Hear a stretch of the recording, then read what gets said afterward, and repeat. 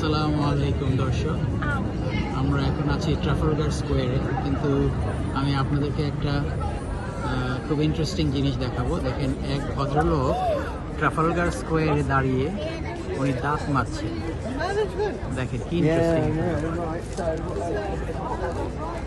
এখন বাজে সব বিকাল 5:30-6টা, দাঁড়িয়ে দাঁত মাজছেন। এখন টুথব্রাশটা আবার টয়লেট্রিজ ব্যাগে রেখে দিলেন।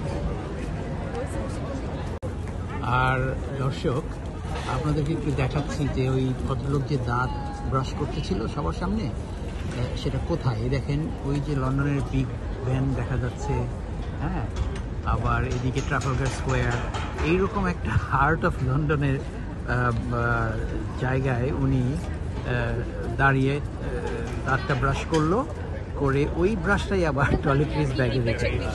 তো তার চিন্তা করেন, এখানে কেউ কারো কোনো কিছুর দিকে তাকায় না, মাইন্ড করে না, কিছু না, যার যা ইচ্ছা সব সে তাই করে। এবং কেউ everybody minds their own business আর কি। তো যাই হোক, থ্যাংকস ফর ওয়াচিং।